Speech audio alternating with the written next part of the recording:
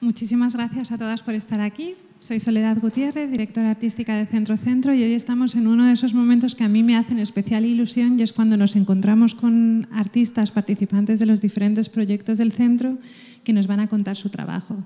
En este caso tenemos a Son Lynch, artista, académico, escritor, también responsable de una residencia en Irlanda, en la que han colaborado pues, gente muy cercana a nosotros, entre ellos, pues, por ejemplo, David Bestué, o también Catalina ha colaborado con él en una publicación, que tiene una obra en la exposición comisariada por Catalina Lozano, Ganar Perdiendo.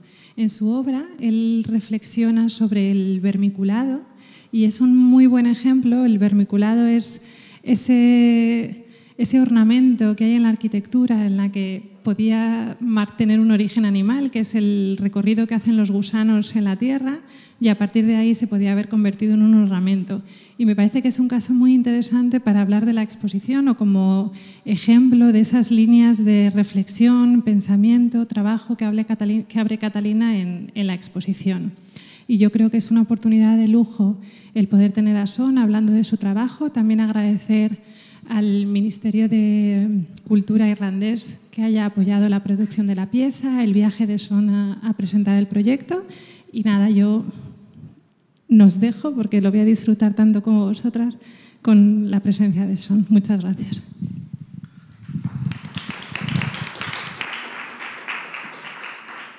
Good evening, everyone. Buenas tardes a todos. Espero que me oigáis bien. Y si alguien necesita interpretación, hay cascos, receptores. Es la primera vez que estoy en Madrid. Me he pasado el día paseando por la ciudad con mi amigo La Torre. Hemos descubierto muchas cosas, porque La Torre y yo. Y además no nos hemos metido en ningún problema con nadie. Me alegra muchísimo poder estar en la exposición de Catalina Lozano, que ha hecho una visita guiada. Me ha hecho una visita esta mañana. He visto lo profesional que es su trabajo, y muy comprometida y temática, con un sentimiento de descubrimiento con su trabajo conservadora y comisaria. Y yo, al principio tengo 40 y pocos años, he montado exposiciones en diferentes lugares y tiempos, y empiezo a entender las exposiciones como dirigirme al público y ponerme en contacto con ellos para ver, para actualizar qué está sucediendo tanto a un lado como al otro del estudio. Es una manera muy actual, en vez de que las exposiciones sean monumentos a la práctica artística. La exposición aquí en Centro dura 4 meses. Durante esos 4 meses los artistas pueden presentar pensamientos que tienen en un determinado momento en el tiempo. Es cierto, un poco biológico, y refleja esas ideas en las que llevamos trabajando a Catalina y yo durante los preparativos. Voy a hablar primero de la obra que hay aquí y durante un tiempo, y después de diferentes actuaciones mías que están reflejadas, en las que están reflejadas también mis intereses de forma alegórica. Aquí tenemos, se echa luz en situaciones muy concretas que muestran mi propia subjetividad y los sitios con los que yo me comprometo y que me atraen y que he ido buscando estos últimos años. Vuestro trabajo es rellenar los puntos. Espero que el trabajo que presente esta noche tenga cierta sinergia con pensamientos que podáis tener vosotros en torno a la ciudad. Y ese es cómo empiezan las comunidades. Así empezamos todos a pensar juntos para formar un impulso, para cambiar los lugares en los que estamos, entendiendo mejor su valor a otra escala. quien haga la mejor pregunta o me insulte mejor, al final del día recibirá una copia gratis del libro de Catalina. Tengo aquí 5 copias, así que 5 posibles maravillosos insultos que me podáis hacer a lo largo de la noche. Y si no, más adelante ya podemos debatir algo y algo surgirá. Espero que con esto hayamos caldeado un poquito el ambiente. Parte del material que muestro hoy viene de estar en la carretera, hacer exposiciones y compartir este trabajo con otras personas que apuntan a otros escenarios o que pueden tener aproximaciones diferentes pero al mismo tiempo similares. Muestra que hay material que se llama, en una galería que se llama Flat Time House en Londres, en la antigua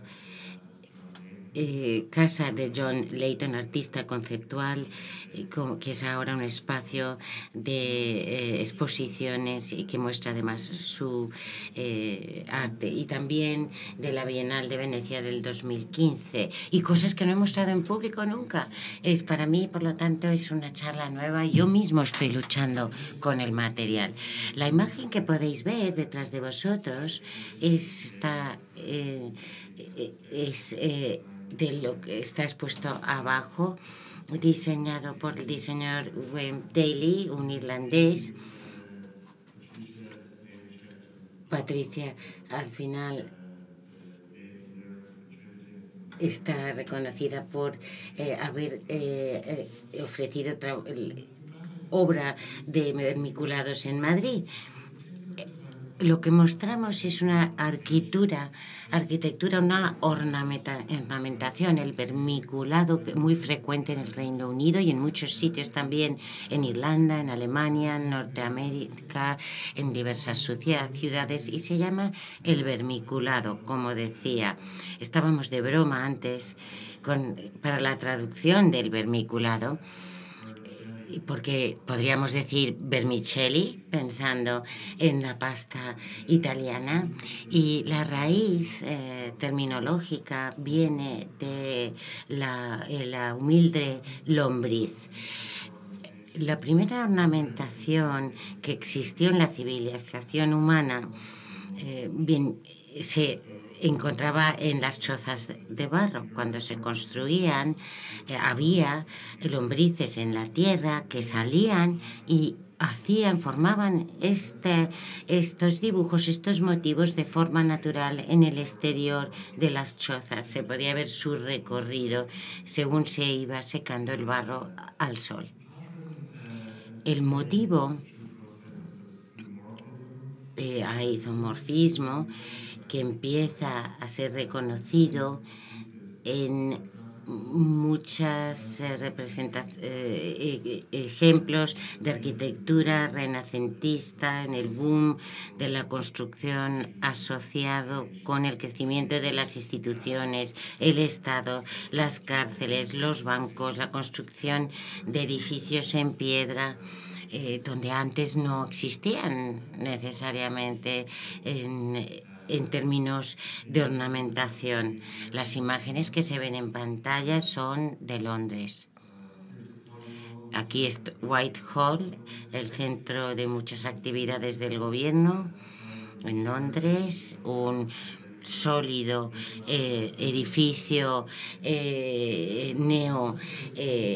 renacentista, neoclásico, pero si se ve la ornamentación en la base del edificio, aparecen estos motivos decorativos. Me vuelvo a referir al gusano que va abriéndose camino según come la piedra y la acaba convirtiendo en nada, en una deconstrucción. Uno no espera eso de la piedra. De la piedra uno espera que sea un revival de lo clásico. Aquí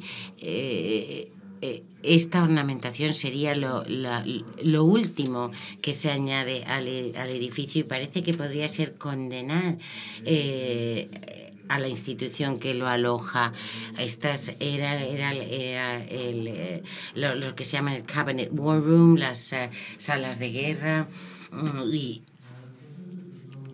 en cierta manera estamos revisitando una maldición que existía antes del inicio de la historia.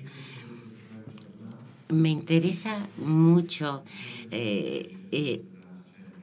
buscar estos motivos en diferentes lugares, y el vídeo que se ve abajo es un ejemplo de mi búsqueda de los últimos 4 o 5 meses de viajes. ¿Quién sabe dónde y cómo se transmite este virus? Pudo ser un arquitecto muy avisado que hizo su gran viaje a Italia a finales del siglo XVIII, que hizo un rápido dibujo un día de algún edificio que le interesó, se quedó en su cuaderno de apuntes durante mucho tiempo hasta que se le pidió hacer un edificio insigne en Glasgow, por ejemplo, y lo revisó sin saber lo que significaba.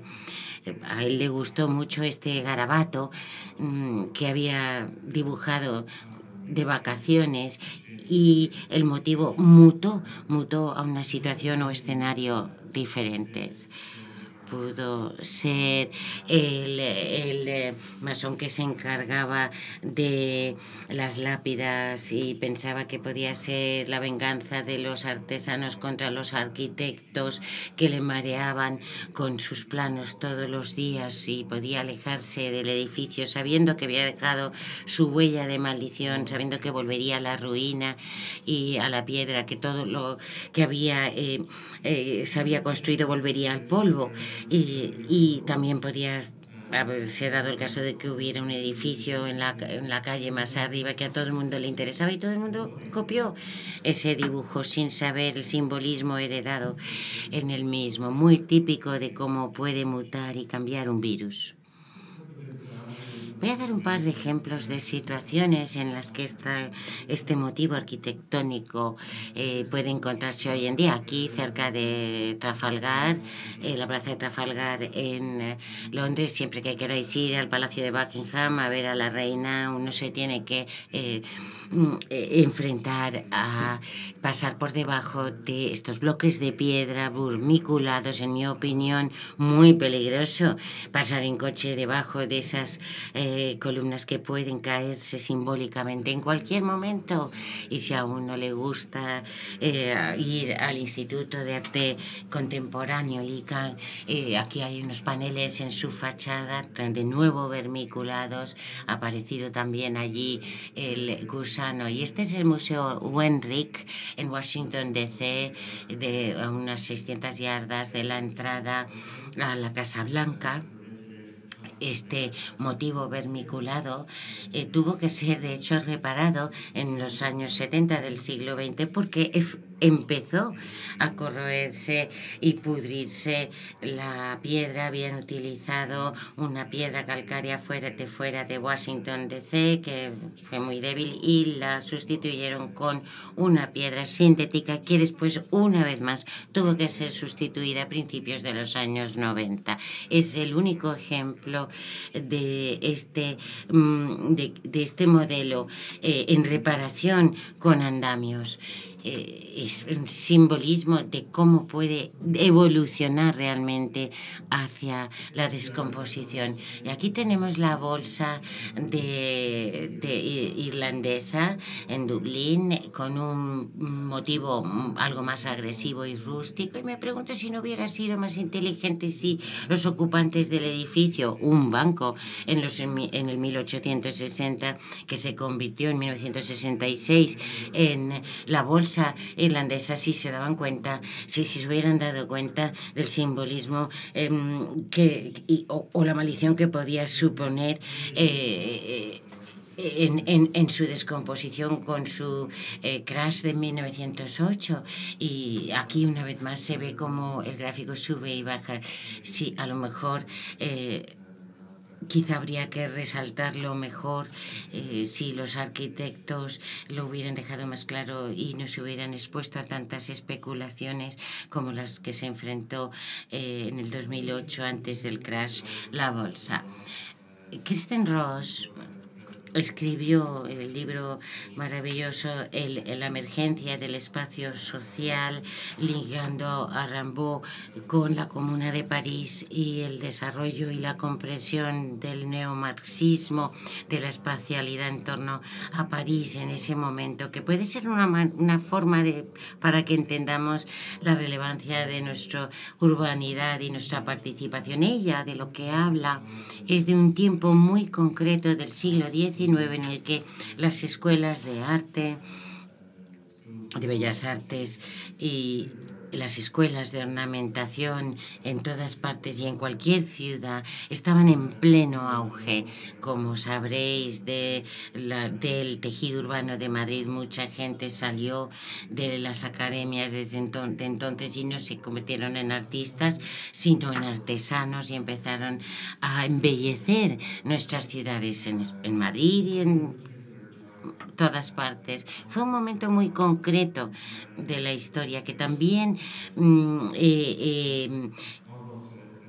dio fuerza a esto que estoy hablando, y también atrajo a más artistas al entorno urbano.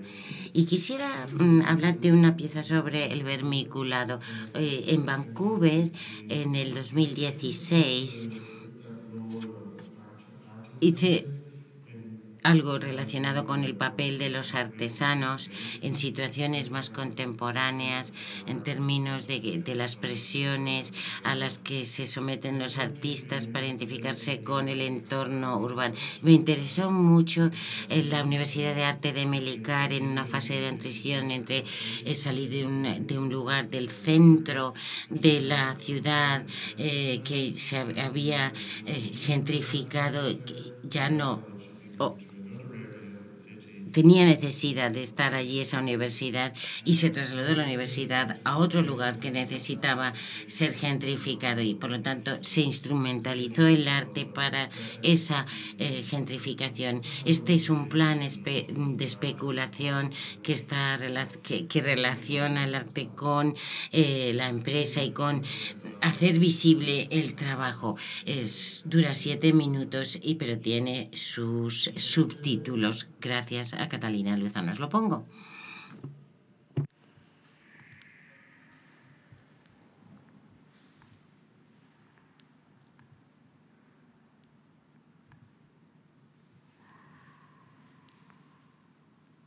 An exciting and unique investment opportunity now beckons with the upcoming launch of the new $122 million art school development. Having outgrown its home in the city centre, a state-of-the-art facility is rising up on the Great Northern Way campus, offering an expansive and progressive vision for education, creating a high-profile district and epicentre for excellence and innovation in visual arts, media arts and design. How can you make money out of this? Well, first of all, slow down. This is no ordinary pitch aimed to only benefit feisty investment types interested in the short term, or culture vultures looking to pick the bones of creativity clean. Instead, you need to close your eyes and dream. Dream about what the future will look like. Dream about how your contribution today will not only fill your pocket in years to come, but also enrich the quality of life of kindred souls.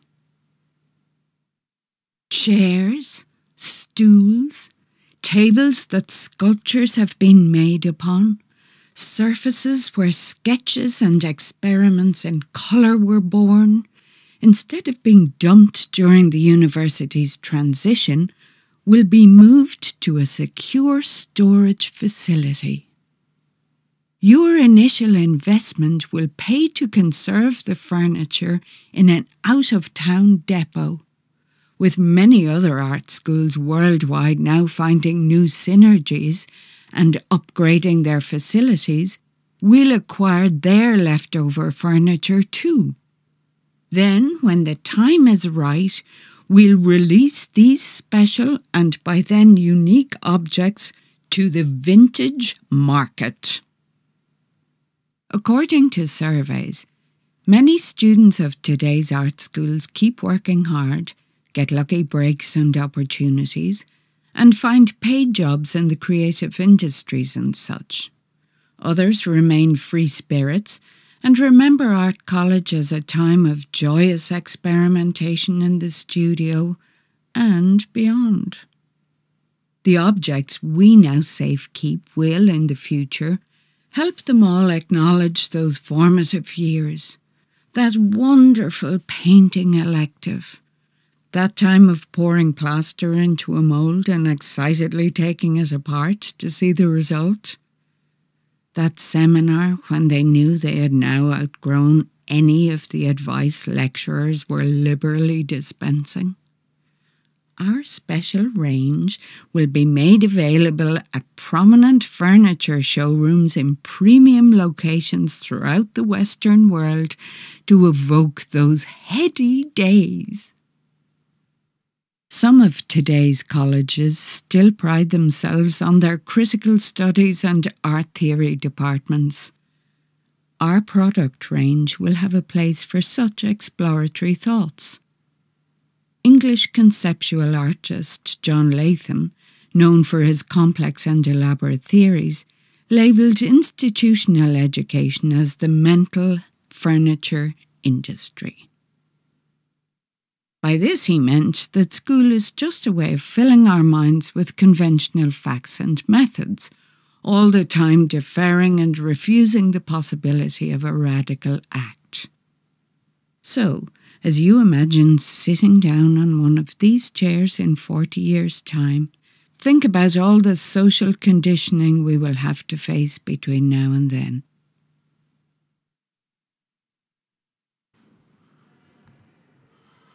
So that's my retirement plan. Ese es mi plan de jubilación.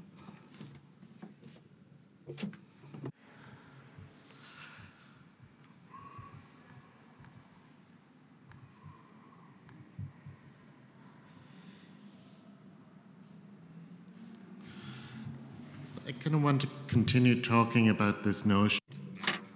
Quería hablar de esta creación de marca a la que se refiere el vídeo. Se puede entender que estoy instrumentalizando un poco el tema porque me estoy haciendo mayor y tengo que tener un plan de jubilación. He trabajado en contextos universitarios en los que me he encontrado con muebles maravillosos. Hago bromas sobre ello, pero me encantaría poder tener una exposición como esta y un lugar de exposiciones como este. Aquí tenemos una imagen de Dublín, 1922, Harry Carr, que murió muy joven porque trabajaba siempre en su estudio respirando plomo. Esto es un dibujo suyo, la última hora de la noche. Dublín después de la guerra civil era un lugar roto. Harry Abercrombie, un arquitecto, hizo un diseño para la reconstrucción de la ciudad, se adaptó parcialmente y siguió siendo el plan urbano hasta los años 60, si se piensa en ciertas calles, con el plan de carreteras que entraban y salían de la ciudad, que nunca se llevó a cabo del todo. Y esta era la portada del plan urbanístico, con esta sugerente imagen demoníaca que quemaría todos los edificios de un lado y tocando, o un edificio georgiano en otro lado y el otro derrumbándose. Para mí fue una imagen impresionante. Mucho de su trabajo era así, pues se le pidió que representara a Irlanda en la Liga de las Naciones, y las últimas piezas que mostraban a los ocurría es la palabra francesa guerrier, es decir, para nosotros un guerrillero callejero que busca siempre problemas en la calle. Nosotros le llamamos guerrier, rodeado de prostitutas en torno a Dublín, y hizo unas imágenes maravillosas de su día cotidiano y las mandó a Ginebra para representar a Irlanda, lo cual llevó al gobierno a censurarle, guardar su obra durante 40 años, y cuando murió le mandaron a su mujer la factura por el almacenamiento. En realidad es un tesoro de nuestra historia. El trabajo que hice en torno a él fue para que volviera a cobrar vida en la calle, que dejara de ser un tesoro de los archivos. Y hice una caja metálica y puse una imagen de Harry Clark dentro para que viviera dentro de ella, en la ciudad que le inspiró y le llevó a tomar sus decisiones. El tema de la contención en la comunicación también es muy importante en el trabajo que se hizo en House en el 2015. Esta es una página del Evening Standard, de un periódico gratuito de Londres. La gente se lo lee en el metro, cuando vuelven a casa después de trabajar, y habla de la British Telecom, la telefónica de allí, que decidió hacer una transición en sus cabinas de funcionar con monedas a utilizar tarjetas de prepago. Habrá pasado aquí también, como en todas partes, una tarjeta de prepago que se insertaba en la ranura y se iba descontando del crédito de la tarjeta. La primera noticia era sobre el operario de mantenimiento que tenía que lidiar con el vandalismo de la gente. Si uno tiene una ranura en una cabina, se puede meter cualquier cosa, ya os podéis imaginar. Entonces tenían que cambiar qué hacer con ellas. Pero lo que me resultó muy interesante fue un museo itinerante. No sé si lo podéis leer desde aquí, os lo leo un poco.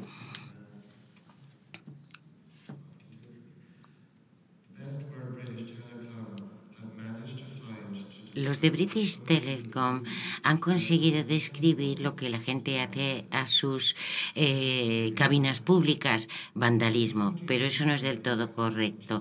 ¿Cómo se puede describir el acto de meticulosamente, qué dice que cargarse cubrir una cabina en cemento, o quemar todo el plástico con un encendedor hasta que parece un alienígena, o terminar o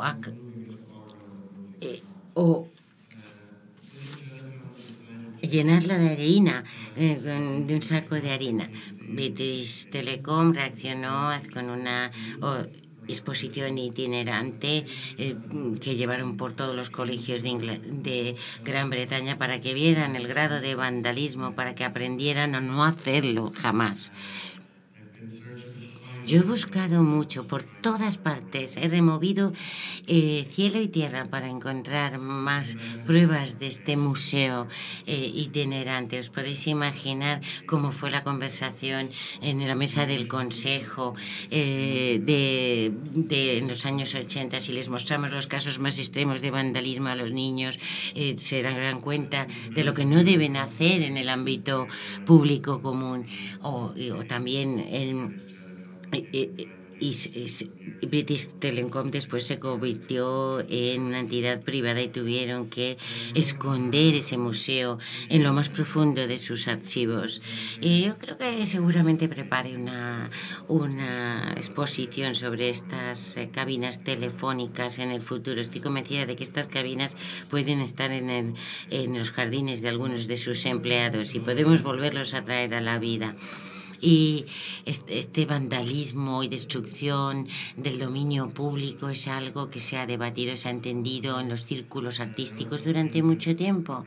Y también que según el Colin Ward, el artista que habló de streetwork, que habla de muchos casos de vandalismo y las sensibilidades que hay detrás, vandalismo desde abajo, porque también hay un vandalismo desde arriba, como todos sabemos.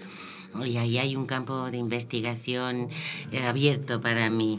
En algunos tiempos, en los años 80, por ejemplo, fueron muy interesantes en el Reino Unido. En Irlanda tardaron 10 años más, que es como suele suceder, vamos con un retraso en Irlanda. Yo me había convertido en un experto de la destrucción y puede haber diferentes periodos y zonas de la ciudad. Sabemos que se han podido también exagerar estos fenómenos. Y algo que normalmente no miramos es Daniel Noor. Daniel Noor ha hecho un trabajo que se llama Artbook, lleva haciéndolo ahora unos 10-12 años, en el que disfruta de redescubrir toda situación que encuentra en la ciudad como algo nuevo. Todo eso le produce esa emoción. Eso es lo que, cuando sale con su bolsa de plástico y recoge toda la basura que encuentre en la acera y en el bordillo.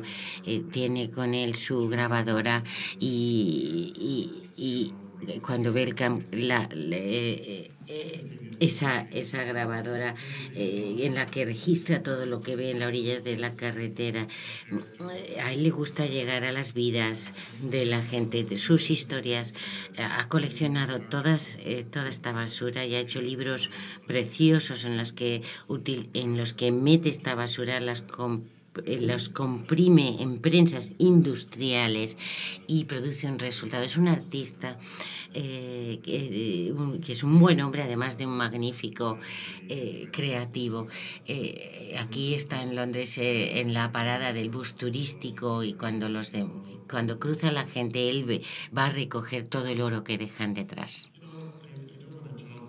No quiero hablar tampoco demasiado sobre una interpretación liberal del entorno construido, porque hay situaciones en las que el conservadurismo inerte de cómo se construyen y mantienen determinadas construcciones me inquieta también. Esta es una portada de la revista Country Life, de otoño de 1990. Esta revista muestra gran parte del pensamiento de la Inglaterra rural sobre su imagen pastoril del campo y su relación con el automóvil y los procesos modernos que introduce. Aquí hay dos hombres hablando y causando todo este atasco, y él es el rey del paisaje y puede permitirse hacerlo. Es muy interesante lo que escribe Martin Polly, el crítico de arquitectura, que escribe en la misma. Le voy a citar más adelante. Y en uno de sus artículos, Polly hablaba de un plan de Jim Worsley, un arquitecto de estos círculos, sobre las estaciones de servicio y del paisaje británico. Y voy a leer un poco el artículo. Tienen que ser tan feas las estaciones de servicio. ¿Qué pasa? Que son vagas las empresas y las casas prefabricadas se ensañan con el paisaje sin pensar en su impacto. Están al borde del más maravilloso paisaje campestre, pero nadie pareció ocurrírsele que podrían ser arquitectónicamente atractivas y encajar con su entorno. Con un poco de imaginación podemos ver que podría darse un tratamiento muy diverso a estas estaciones de servicio. Y hay ilustraciones muy bonitas que la acompañan. Por ejemplo, un lavadero de coches con una pagoda, o otro orientalista del taller propone que sea esto lo que utilicen las diferentes empresas, o por ejemplo estas bombas de llenado de ladrones, o un modelo choza primitiva con los surtidores, que se podría adaptar muy bien a todas las zonas rurales, Gales, Devon, o por qué no el minarete y la mezquita, considerando que puede ser el futuro, ya que todo el petróleo proviene de Oriente Medio, la Alhambra, con sus surtidores también. Hay muchos modelos y es el reto del tiempo que vivimos. Y esta idea de la cita, si volvemos atrás y pensamos en el vermiculado como algo que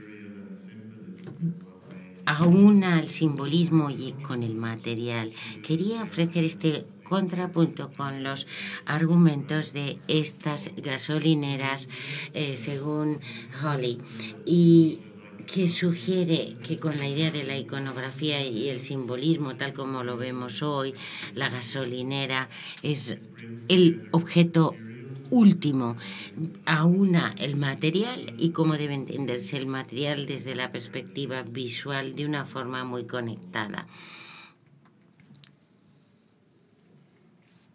Voy a utilizar la cita de la revista.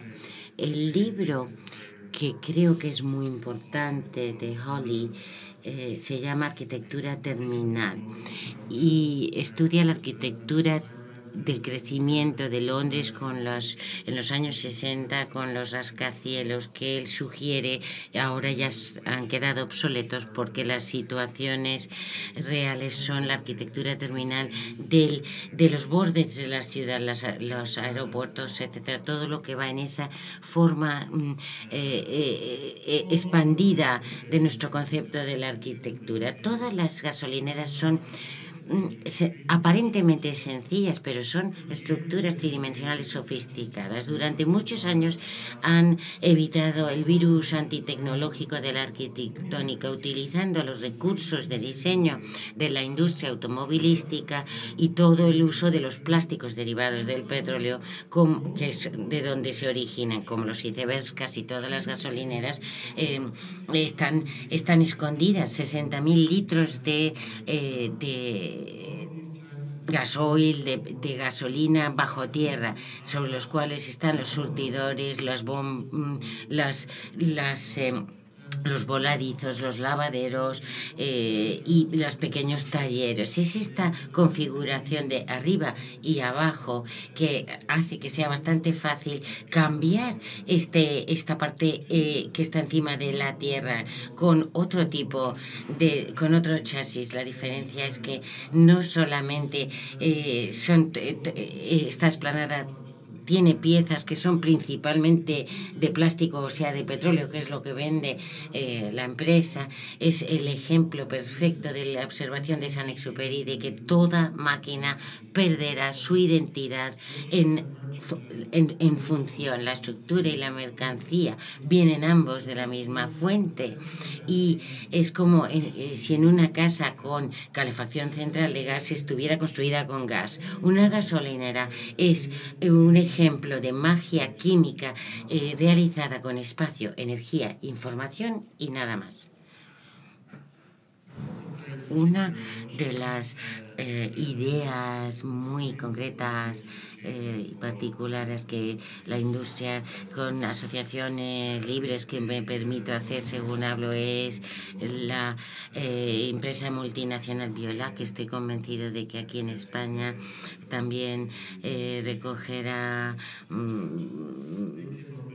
recogen basura, etcétera. Entraron en juego hace 5 años, Veolia, en lo que recogían de las carreteras y en las calles, que lo pasarían por un proceso químico del que sacarían platino de los conversores catalíticos de los coches, y hicieron toda esta imagen de lavado de cara ecológico, sacando oro de forma alquímica de las carreteras, y me emocionó mucho en su momento montar una exposición. Creía que sería fabuloso hacerse con todo esto que se sacaba de las carreteras, sacando oro, sacando platino, como alquimistas, hasta que recibí una llamada de teléfono de uno que trabajaba allí, que me dijo que no, que eso se ocupaban los de relaciones públicas, pero que no estaban haciendo nada al respecto, y que no me debía preocupar al respecto. Lo más que me pude acercar a evocar esa situación fue en una exposición en Londres en el 2017. Estas son las puertas de un Jaguar que montamos en la pared. La pieza se refiere a un incidente que ocurrió en el centro de Londres en septiembre del 2013. Un caballero llamado Martin Lindsay, que tenía una empresa de alicatado en Essex, había ido a Londres para diversas reuniones de trabajo.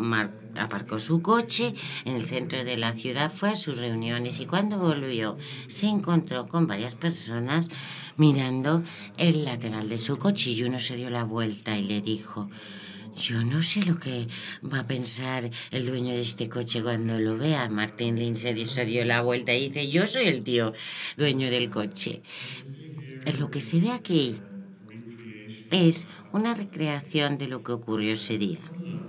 La luz se reflejó en un rascacielos cercano, en una parte cóncava de su fachada, que convirtió a la luz del sol en un rayo mortal, y podríamos llamarlo en vez de un skyscraper, un flying scraper, una torre que frió el coche de Martin Lindsay. Esta es mi reconstrucción del hecho utilizando una lupa con el sol un par de años más tarde.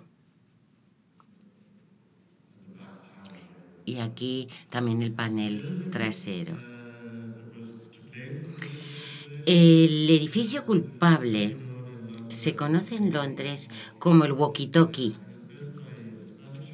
Es de un arquitecto español, catalán, Rafael Viñoly. Es argentino, me dicen. Bien, gracias. Él no se dio cuenta, dijo, de que el sol brillara tanto en Londres. Y ahora se le llama al edificio el walkie-talkie, porque efectivamente parece una radio de comunicación. Cuando se construyó, la forma cóncava magnifica los rayos y los rebotó. También afectó a una peluquería cercana que tenía productos en venta en el escaparate derretidos, y también el café vietnamita local, que de pronto empezaron a detectar un olor extraño en su comedor y se dieron cuenta de que se les estaban derritiendo las sillas.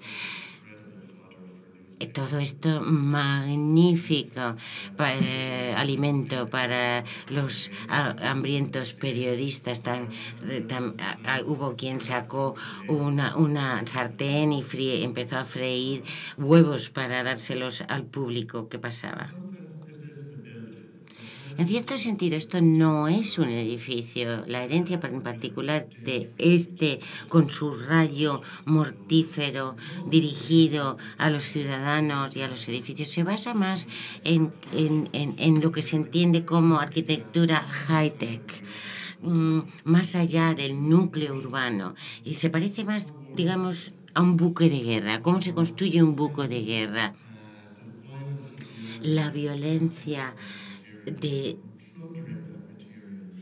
sacar todo ese material del corazón de la tierra, experimentos que comenzaron con el crecimiento de la ciudad de Londres, que se reviste con cristal, se coloca en el centro de la ciudad y se construye como una idea hace unos 8 o 10 años. Es la venganza de los materiales. El dolor que ese acero ha sufrido siendo sacado con fuerza de la tierra, arrastrado, maleado por el hombre, después de haber estado en un único lugar desde que se creó la tierra hasta ese capitalismo industrial. Heidegger quizá podría haber tenido alguna idea al respecto. Este objeto como lupa o como mecanismo para entender la rapidez con la que trasladamos y movemos los materiales de un sitio al otro sin entender bien las consecuencias de lo que hacemos. Habla del viento, Heidegger. Normalmente no experimentamos el viento, lo sentimos sobre la piel quizá, pero eso es lo que sentimos sobre la piel, o si dejamos una puerta abierta lo vemos moverse, es la puerta diciéndonos que allí hay aire, o las hojas en los árboles, que si vuelan lo hace el aire, vemos que eso es consecuencia del aire. Y así vivimos el viento y quizá podamos experimentar el dolor de los materiales que han dado forma a ese edificio por el reflejo del sol que ha quemado los coches en la calle, o esos huevos fritos de los que hablaba el Daily Mail y todos esos cosméticos para el cabello que se derriten una vez que les da el sol. Y hay algo que quería apuntar en este momento al respecto. Las sensibilidades de cuando entendemos que cuando pasan cosas como estas,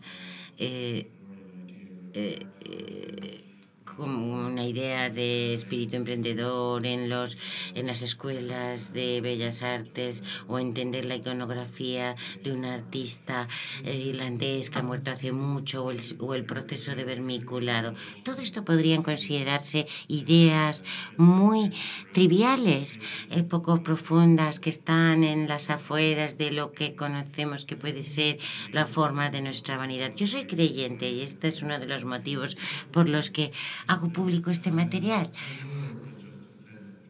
Estamos hablando de algo más que de cuestiones triviales o de anécdotas que contarle a alguien una noche o comentar entre amigos.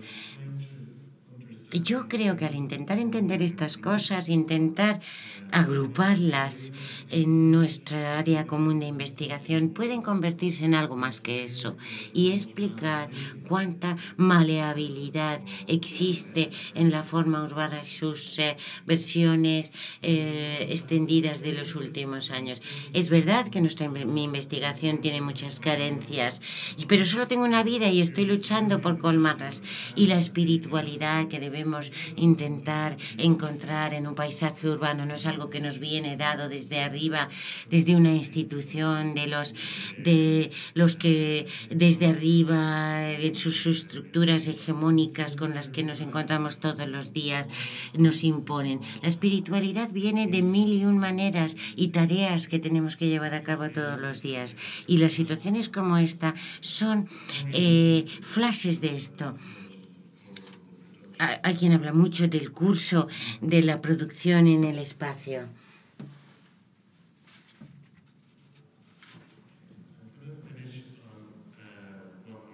Y voy a terminar con otro escenario.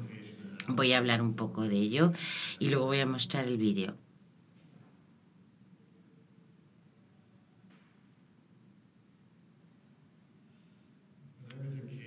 De niño veía los programas de televisión de uno que se llamaba Eddie Lennon. Estaba en la televisión infantil como a las 4 de la tarde 2 temporadas de un programa que se llamaba Cuentos de 10 minutos. Edmund Lenihan era un folclorista, viajaba por el sur de Irlanda, el suroeste de Irlanda, recopilando cuentos de todo el entorno rural, el típico estereotipo. Llegaba con su grabadora, la encendía, les dejaba hablar, contar todos sus viejos cuentos en la chimenea, delante de la lumbre. Llegaba al día siguiente, volvían, el día siguiente escuchaba todas esas grabaciones con esas historias, con un comienzo interesante, un medio entretenido y un fin satisfactorio, pero podía llegar el momento en que se acabaran esos cuentos y situaciones en las que no había una narrativa sincronizada de la forma en que nos comunicamos y nos contamos cosas. Podían ser fragmentos de la historia que no se podían secuenciar en un claro comienzo y desarrollo hasta a su final. Me dijo que había grabado a una mujer de 95 años en Valley City hablando de la gran masacre de Valley City. Era una niña de 75 años que tuvo que coger pedacitos de gente y subirlos a un carro. Pero ¿cómo se puede contar esa historia y pensar que ese es un final satisfactorio? Pero ayudó a explicar esos escenarios en un ejercicio etnográfico muy válido, de forma muy predecible, con un material como ese. No tuvo mucho éxito con los niños en televisión. Los programas empezaban con él muy lejos de la cámara contando su historia, pero a los 10 minutos ya estaba delante de la cámara hablándole cara a cara, chillando y con finales que nadie se esperaba. El programa se canceló. No era ese el formato que buscaba la televisión pública para los niños en esos días. Yo creo que fue antes de Bob Esponja, pero vamos, pretendía ser su equivalente en su momento. En el 99 apareció de nuevo en los medios porque lideró una campaña para salvar la zarza de las hadas que se llaman allí, que iba a arrasar una carretera financiada por la Unión Europea que iba a cambiar todo el paisaje. Su investigación sobre las hadas irlandesas le llevó a descubrir cosas muy concretas. No son muy pequeñitas y tienen las alas como las de Disney, no, tienen como unos 60 y son agresivos. No desearía encontrárselos y tienen varios medios de transporte, estructuras monolíticas, tienen puntos que les sirven para trasladarse como en metro de un sitio a otro, y también las hadas que, por ejemplo, antiguamente no se podía construir en un camino subterráneo de hadas porque eso llevaría a tener mucha actividad paranormal en tu casa y había que ventilar la casa de determinada manera para librarte de esa carga. Por ejemplo, se pensó que el espino albar era la mejor...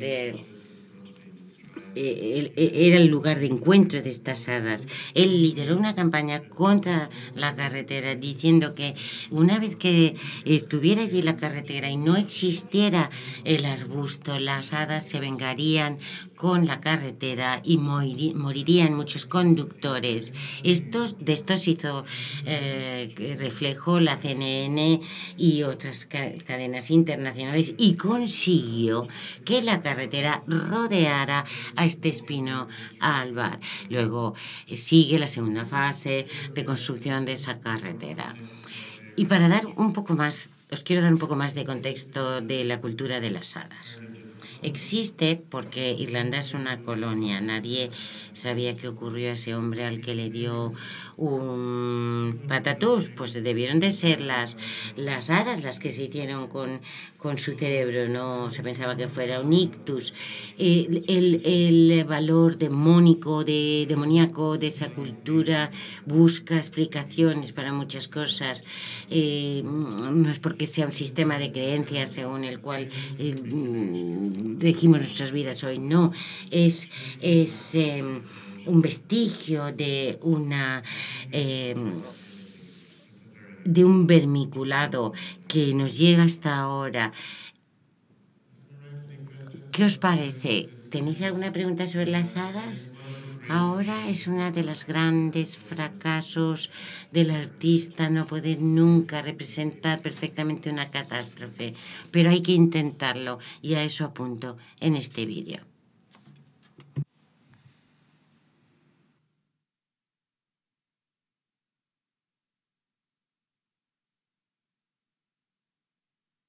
Spanish subtitles because of Catalina Lozano. Tiene subtítulos en español gracias a Catalina Lozano.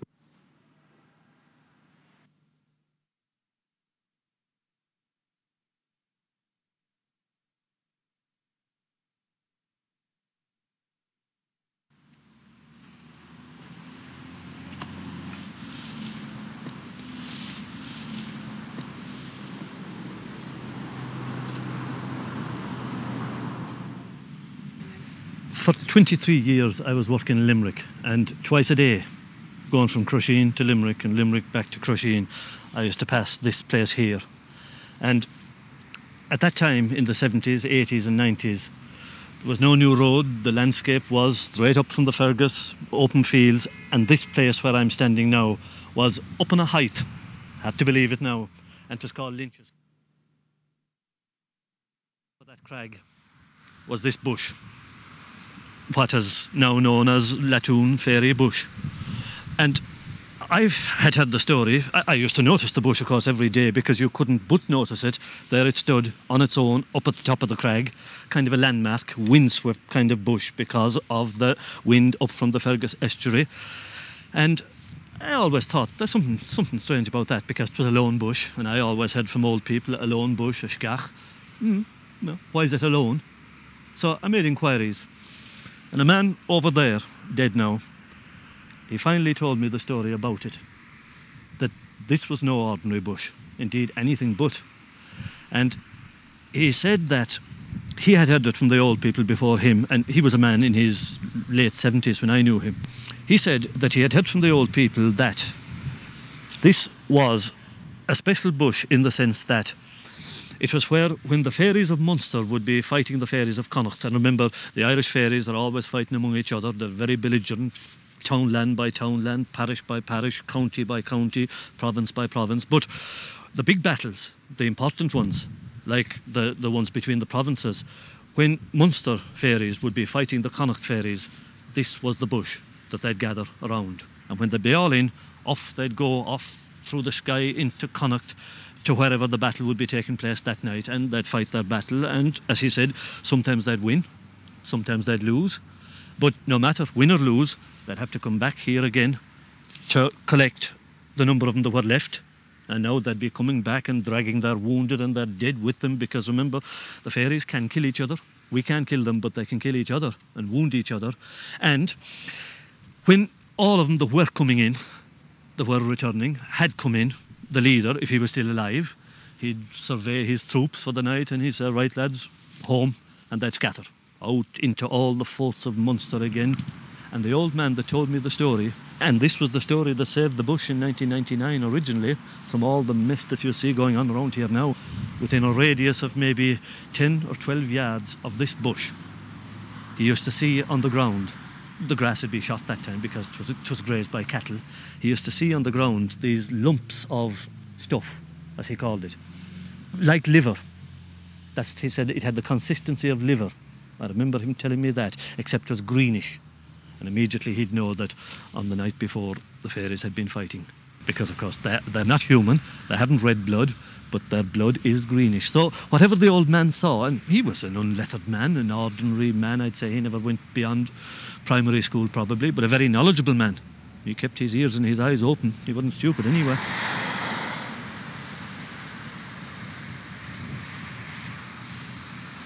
And I noticed something going on here, at this very corner. And I wondered, yes, what's that? They were rooting. There was a big digger here and they were rooting the surface. So I said, yes, I was in a hurry at the time into Limerick to get to school, but when I was coming home that evening, I stopped. And I got out and I looked around, and one of the engineers with the hat came over to me, and I said to her, what's happening here? Now, it didn't click with me that, of course, this was the way that the Ennis bypass was coming. But for whatever reason, I said, are you building houses or something here? And no, she said, the road is coming up here. No, lovely woman she was, very obliging, talked to me and all the rest of it. No, she said, the road is coming up here. And I said to her, what's going to happen to the bush? And she said, what bush? I pointed it out to her. Look, there it is below there. We were up there at the time, above at the crossroads. And, she was very sympathetic, but you could see that the road was going to go ahead because they knew nothing about any bush. And for them, a bush is a bush. And I wrote into the Clare Champion, and then I contacted Clare FM, and Pat Kenny's show picked it up, and then the New York Times reporter in Dublin picked it up from the Pat Kenny show, and he came down here. I remember him well. Jim Clarity was his name. He was a big, stout man, but he came down and he took notes and he took photos of the bush. His photographer was with him and all that, but I knew very well he didn't believe me. Because, of course, he came for, a Paddy Leprechaun story, a quaint Irish story that you could have, for the Irish readership of the New York Times. But I told him, look, I'm only telling you what the old man above here told me.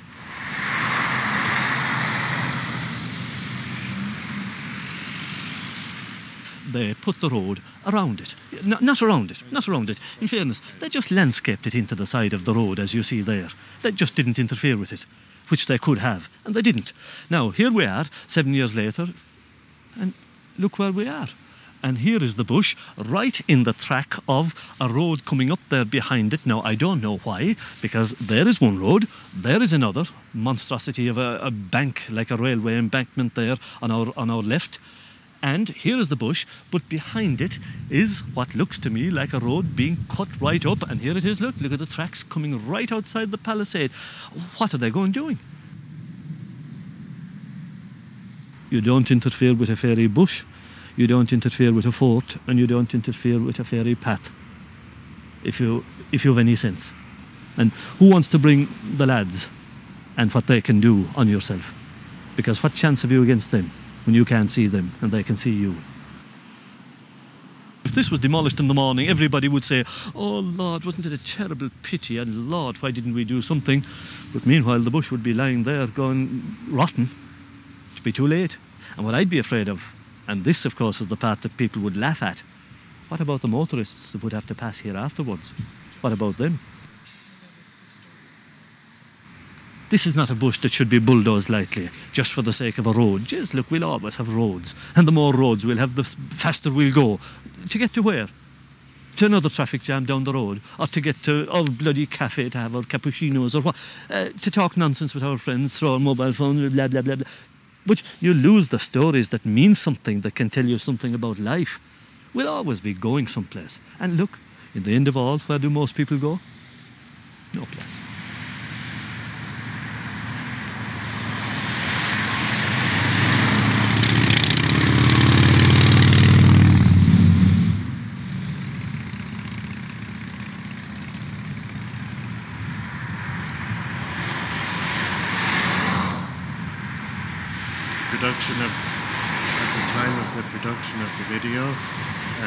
Cuando se produjo el vídeo había mucha presión porque el segundo ciclo de progreso llevaba a la segunda fase de la autovía. La constructora denegó el acceso a la zona para hacer el vídeo y se tuvo que hacer después de las horas de trabajo, entrando por las buenas. La buena noticia es que el arbusto sigue vivo. Dentro de 6 semanas florecerá y el espino albar, que adorna el paisaje. Está en la junction, el cruce 20 de la Road 11, la carretera 11, salida 20. Para mí lo más interesante es que tiene un valor asociado con la bellísima exposición de Catalina Abajo. Espero que os ayude a pensar sobre la forma de las ciudades y las relaciones que podéis llevaros con cosas muy particulares que os interesen. Aquí. Esto es lo que a mí me mantiene en vela por las noches, pensar en estas cosas, y para mí es muy útil poder compartirlo con la gente. Muchísimas gracias.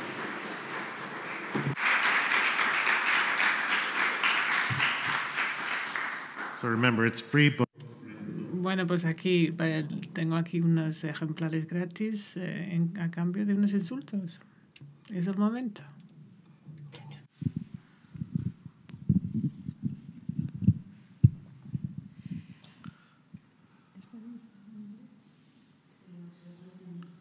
Vale. Hay una cosa... no, al revés. Luis, ¿qué hago? Vale. Okay, all right, exciting. Okay, go on. Esta es la parte emocionante. ¿Me escuchas bien? Prueba. Great. Okay. Una de las cosas que, volviendo al vermiculado y al inicio de la charla, una de las imágenes que a mí me llama mucho la atención es la imagen del albañil o del obrero haciendo el... Sorry. Do I... It's great. Yeah, I got it now. Sorry, Soledad. Yeah. No, volviendo al principio de la presentación, cuando se recuperan las imágenes, ¿no?, en torno al vermiculado y sale uno de los obreros haciendo el patrón o reproduciendo la imagen, hay algo que, bueno, que esto es una especie de fantasía, ¿no?, con la que compartíamos con Patricia Esquivias cuando hablábamos del vermiculado en los diferentes edificios, que casi fuera un patrón de transmisión, no de arquitectos o no de un conocimiento de arquitectura, sino que fuera todo lo contrario, ¿no?, un conocimiento de albañilería, que fueran los propios albañiles los que uno a uno transmiten su técnica y su conocimiento de cómo se hace, y que sea una cosa como mucho más humana, ¿no?, casi ver partes del cuerpo que nosotros decíamos que casi se podían identificar. Y me parecía también bonito, ¿no?, el cambiar esa jerarquía en los patrones de transmisión, no el conocimiento elevado y tan respetado de la modernidad hacia la figura del arquitecto, sino pensar en esa gente que lo construye y que físicamente lo hace, y me parecía relevante en esa imagen, ¿no?, el ver la transformación de la piedra. Yeah, that's great. Well, muy bueno. En primer lugar, ¿todo bien? ¿Podemos seguir hablando bien? En primer lugar, está esa noción tan romántica del trabajo en la piedra, cuando sacas algo de piedra, de un trozo de piedra, es el primero en ver lo que hay debajo. En un contexto irlandés, el libro que habla mucho de esta noción se escribe Stone Mad, Locos por la Piedra. Es un libro muy romántico sobre el tallado en piedra de Seamus Murphy. Todo el mundo tiene un apodo, todo el mundo puede beber en Cork. A las 11 de la mañana puede beber cerveza porque cuesta mucho y ahí se suda mucho tallando la piedra, y ahí están todos los talladores que viven. Y en cuanto entra el primer camión cementero de esa hormigonera, viene el final de su vida. Se ha podido institucionalizar en el mundo del patrimonio heredado hoy, y hay una investigación concreta. Hice un proyecto en Oxford, en el Museo de Arte Moderno de allí, hace unos 4 o 5 años, sobre dos, John y James O'Shea, dos talladores de piedra. No se sabe exactamente cuándo nacieron, pudo ser en 1820 o los 1830, italianos que trabajaron en la construcción de iglesias en 1829, al que despojaron de sus piedras y aparecieron como talladores en Oxford, plenamente formados en los años 1850, con la libertad de tallar lo que quisieran en las fachadas la fachada del edificio más importante de arte en ese momento en el Imperio victoriano. Y el crítico de arte victoriano más importante les dio ese privilegio porque quisieron darles esa libertad de los artesanos medievales y la importancia que tenían. Y lo que acabaron haciendo con eso fue, por ejemplo, tallar un mono en esa fachada que llevó a las protestas de todo el mundo, porque nadie creía en Charles Darwin en esas fechas. Y le echaron del trabajo, volvió y hizo un montón de tallas ilegales por todo Oxford en la tradición medieval o renacentista, muchas cosas. No había que escribir sobre la técnica. El conocimiento se pasaba de un artesano a otro, se aprendía en el trabajo. Y esa fue mi entrada a entender que la movilidad social del siglo XIX permitía que tal cosa sucediera, que la comunidad artesana funcionaba así. Se empezaba con, iba a decir nada, pero con menos que nada. Ni siquiera eran de la clase trabajadora, no existía tal clase trabajadora.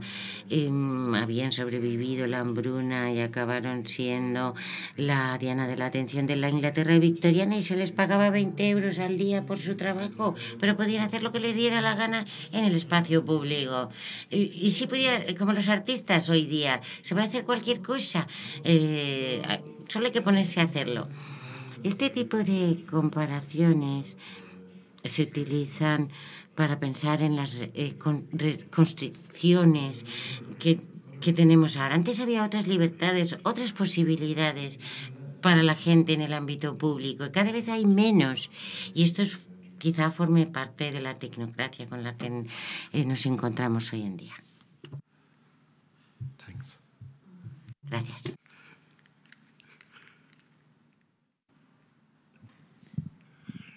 You said you went around with Jorge.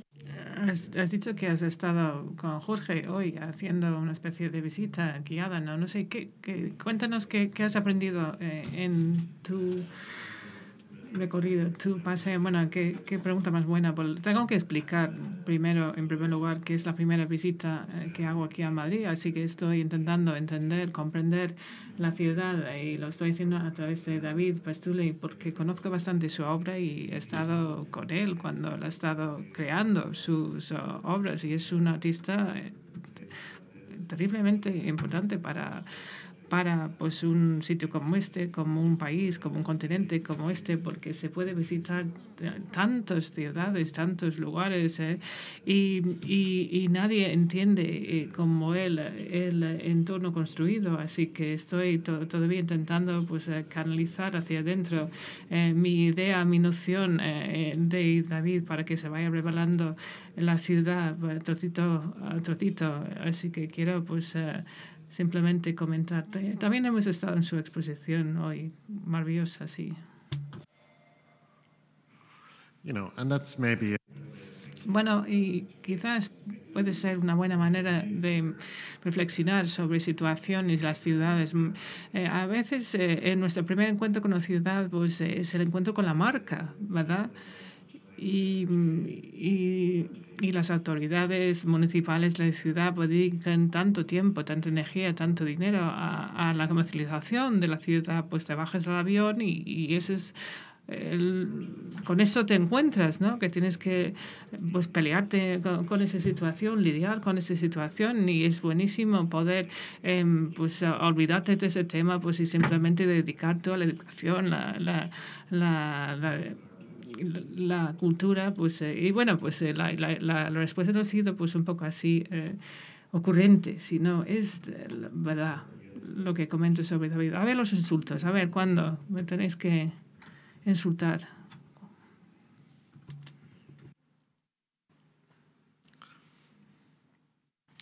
Okay, you're happy with that, so? Bueno, pues si os parece bien esto, pues estupendo. Tengo aquí los ejemplares aquí y de verdad que pues me gustaría mucho que os llevéis los ejemplares y queréis acercaros para charlar un poquito. Os explico. He trabajado con Catalina, creo que fue hace 15 meses, sobre esta obra. Pues son algunas reflexiones y cuestiones que ha estado pues investigando Catalina. Es una oportunidad para poder ampliar un poco el alcance de la exposición. Muchísimas gracias.